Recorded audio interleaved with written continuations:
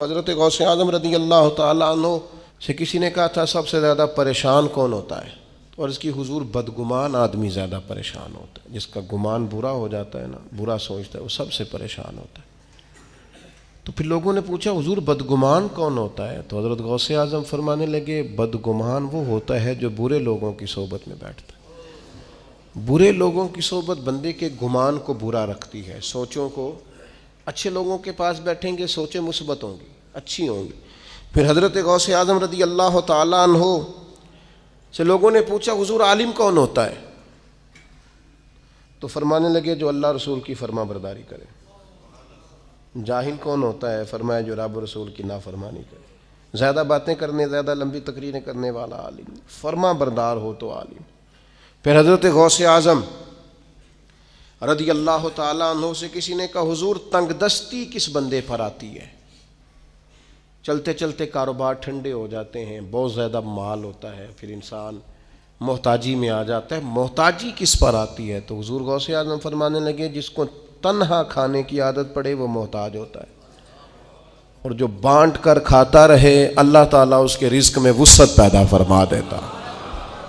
حضرت غوث اعظم رضی اللہ تعالیٰ عنہ سے بہت سارے لوگ آ کے مسئلہ پوچھتے تھے اللہ کیسے راضی ہوگا؟ تو حضور غوث اعظم فرمانے لگے میں نے 50 سال پڑھایا ہے،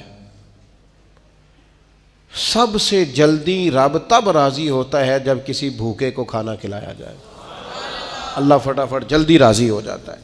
پھر حضرت غوث اعظم رضی اللہ تعالیٰ عنہ سے کہا حضور برباد کون ہوتا ہے؟ کون آدمی ہے جو ساری صلاحیتوں کے باوجود برباد ہو جاتا ہے؟ تو حضرت غوث اعظم رضی اللہ تعالیٰ عنہ فرمانے لگے جو مداحنت کا شکار ہو، جو سستیاں کرے، آج کر لوں گا، کل کر لوں گا، پرسوں سے شروع کروں گا، بس میں نے ٹھیک ہو جانا ہے۔ فرمایا یہ نہیں ٹھیک ہو سکتا، یہ آہستہ آہستہ تباہی کی طرف جانا ہے۔ دین پہ عمل کرنا ہے تو کل پرسوں کا کیا مانا، آج کیوں نہیں، ابھی سے کیوں نہیں، فوراً کیوں نہیں؟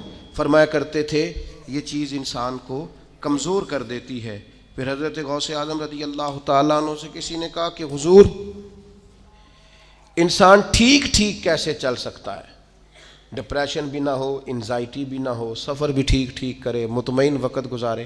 یہ میں اپنے لفظوں میں کہہ رہا ہوں آج کی بیماریوں کا جو لوگوں پر غلبہ ہے۔ حضور کوئی پریشانی نہ ہو، بندہ صحیح چلے، کیا کیسے ہو سکتا ہے؟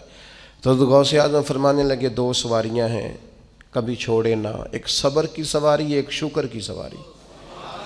ان پر سفر کرے گا تو کبھی پریشان، نعمت ملنے پر شکر نہ بھولے، اور اگر اللہ کی طرف سے کوئی آزمائش آئے تو پھر صبر کا مظاہرہ کرے، یہ کام کرے گا تو اللہ تبارک و تعالیٰ اسے سکون عطا کرے گا۔ حضرت غوث اعظم رضی اللہ تعالیٰ عنہ سے ایک شخص نے پوچھا تھا حضور میں چاہتا ہوں اللہ تعالیٰ میرے دل کو قرار عطا کرے۔ تو بڑی کمال بات ہے، کئی چیزیں پہلے بھی پڑھی تھیں لیکن یہ میں نے پہلی دفعہ پڑھا الفتح الربانی سے۔ حضور کون سی چیز ہے جو دل کو پورا سکون دے؟